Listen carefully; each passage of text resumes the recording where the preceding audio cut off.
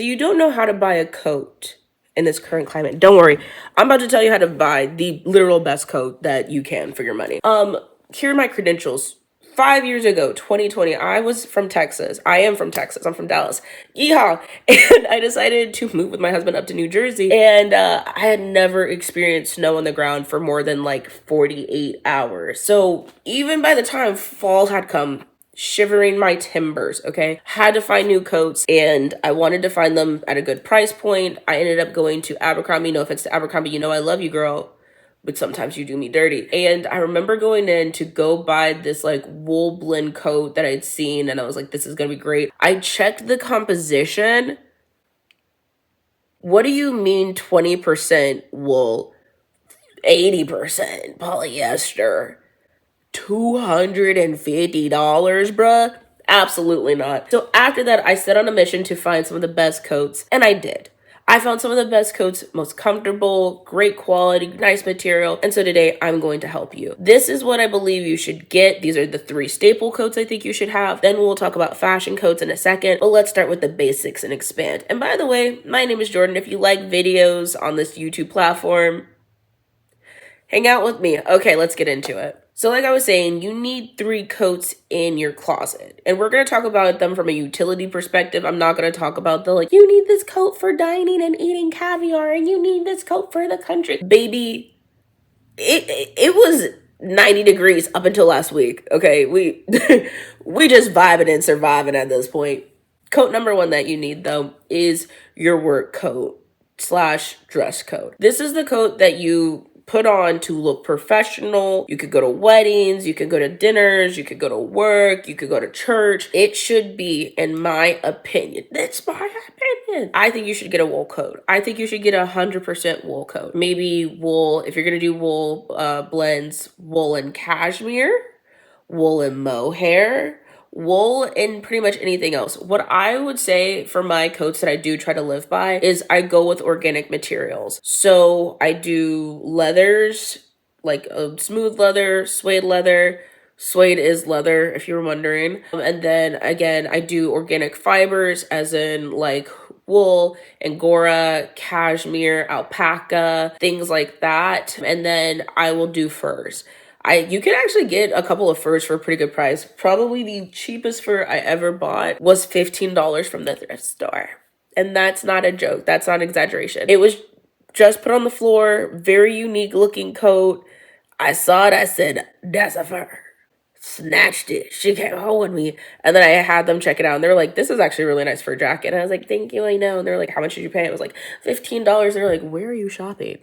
The thrift. But let's keep going. So when I would be looking at a coat that is a good workhorse, you can wear it to work, you can wear it out for all these different things, I would say start off with wool. It's a nice heavy material that oftentimes can be very well structured, so it won't lose its shape over time as quickly as something like polyester would, in my opinion. I personally would suggest that you get a coat like this that has 2 pockets on the outside and a pocket on the inside. A pocket to hold your valuables, slip that ish in. People are walking around, bustling around, and I feel like oftentimes because things are so thick and heavy, we forget when we leave something because we don't feel the weight of it maybe in our pockets, or if something falls out, it might hit against your coat first before hitting like the floor or hitting your body. You won't feel it. I'm speaking out of experience. My phone's fallen out of a pocket and then I didn't hear it hit the floor and I didn't feel it touch me. That's why I suggest pockets on the outside, but also on the inside. I personally think that having anything below your mid calf is the way to do it, because on these super cold days, you can bundle yourself up and maybe you can wear a pair of boots. And on the kind of warmer days, it'll look really chic to kind of leave it a little bit unbuttoned. I do think that dusters are really nice. However, having lived in Jersey, like I mentioned,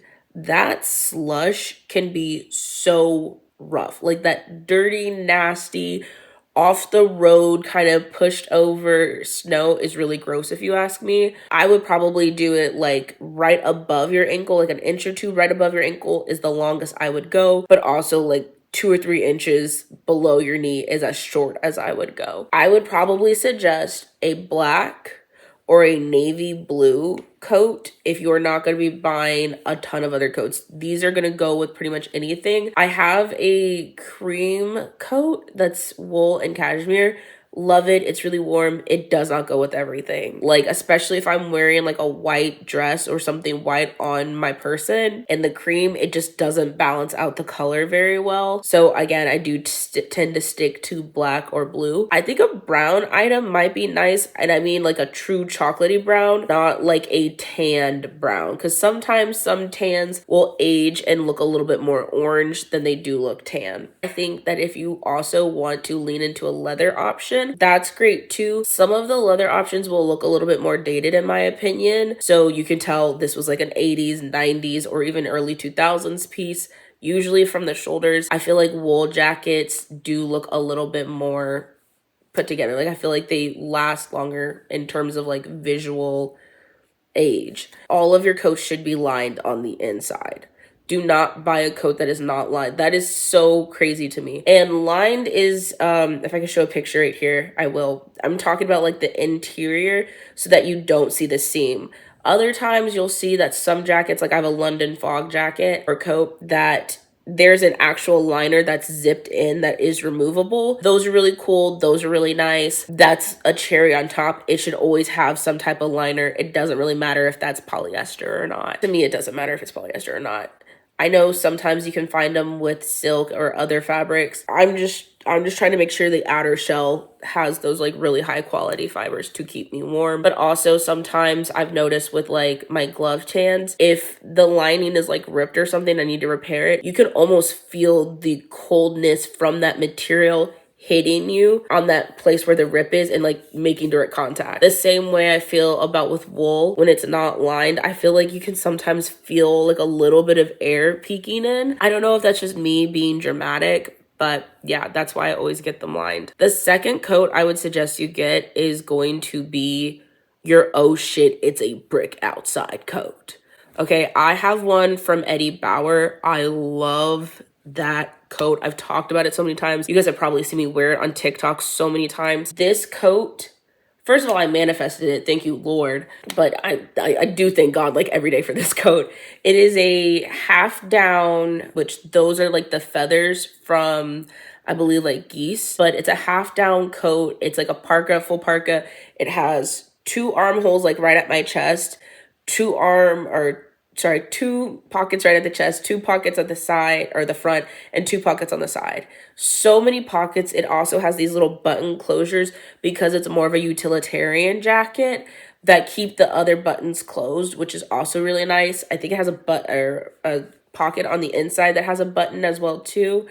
And like I said, it goes like right above my ankles just about. The only thing that could be better with this very like damn near sleeping bag of a jacket is if it had the eyelashes on the outside to keep, which is like a faux fur trim usually, but to keep the snow out of your face, it kind of works the same way that eyelashes do. I love that. I think each person, as a person from Texas who has experienced the cold, but I also know Texas can sometimes now get really cold, shout out to climate change, you should have at least one of these in your closet. You should have something that is almost a functional sleeping bag in your closet. Please, I am begging you. Brownie points if you get like the parka pants to go with it. Those like giant overalls that are like made of the same material. Again, or actually vintage would probably be a really great route to go with this because a lot of the newer materials don't hold up to down the same way, and down over the course of years for reasonable reasons, they've had to kind of scale back on how much down they can put in each jacket. So you have some like vintage pieces that are like 75 or even 80% down that you're not going to get nowadays. Down jackets are great. Parkas are nice and long. Something with the eyelashes on it. Something that will keep you warm if your power is to go out and you need to stay warm. The last type of jacket or coat that I would say that you need is a fur coat. I know someone's like, girl, but even if you live in Texas, you can go online and find gorgeous furs for fractions of the cost. If you're like, I don't want to spend more than $100, you can find $100 fur coat in good condition. You better ask about the smell. Okay, if they say it smells like smoke, don't get it. If it's a smoke-free home, fine. But if it smells like smoke, it smells like dog, it will be hard to get rid of that smell. I think you can get rid of dog smell, but I don't think you can get rid of smoke smell. But a nice little fur. I don't know as much about furs, but I do enjoy them. I think now when you look at those three coats and you're like, okay, yes, I think those are the three coats you should get. I don't really think you need any more than that. Do I have more than that? Yes, I do. Let's talk about some of my favorite fashion coats. Sup, it's Eddie Jordan, who surprisingly is still sick. So when I talk about fashion coats, I mean that they're not as functional as the like utilitarian coat is. So suede is still a great material and it will like keep you warm. However, there's a lot of upkeep that goes into suede. And I just feel like me personally, because of how clumsy I am and the fact that I have a child, I don't often wear it. I don't really invest in it as much as I used to because I'm afraid of it getting messed up. The same for cotton.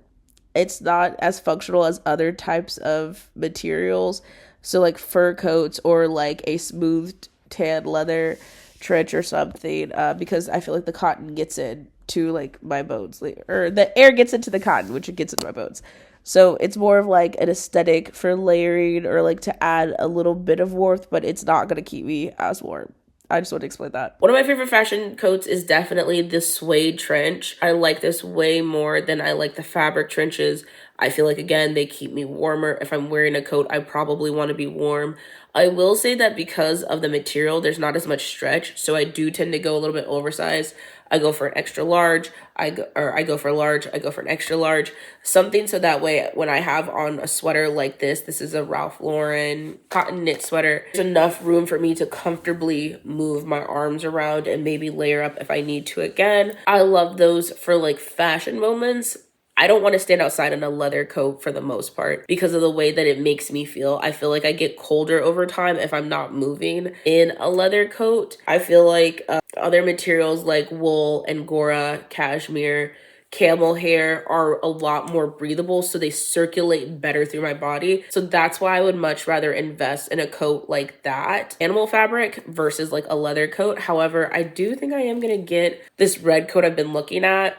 Also, the trenches, I hate that they don't oftentimes have closures. I need a closure. Like if I want to bundle up, so that's why I don't want to invest sometimes in some of those like leather fashion trenches, because I'm not bundled. I don't want to feel like I'm wearing a robe made of leather. You know what I'm saying? I also really enjoy like a fun little duster moment that's like a cotton duster. These are things that are more for fall that, again, like I want to focus on making sure I have those top three, but I feel like they add to an outfit, especially if you're kind of in a lifestyle where you like hop in a car and you hop out. Even something like going to the mall, I might wear like a little cotton duster, heavy cotton duster, then bring out my full wool jacket if I know I'm not going to be outside for that long. If I'm walking from like my office into the car, even a cotton duster might be fine. But if I'm like walking around a little bit, like maybe I'm looking at Christmas lights, maybe I'm going ice skating, maybe I'm going to be in and out of a building for like a Christmas party, that's where the wool kind of comes in, versus, again, something like that cotton duster that's longer. I'm wearing it on like a clear day. I'm wearing it with my Uggs. It's a lot more casual. It's not something I feel like I need. Also not something I'm probably paying a whole lot of money for. I think the last one I got for $5 at a garage sale, it's a London Fog one, and I really like that one. And the last coat that I would kind of feel like, yeah,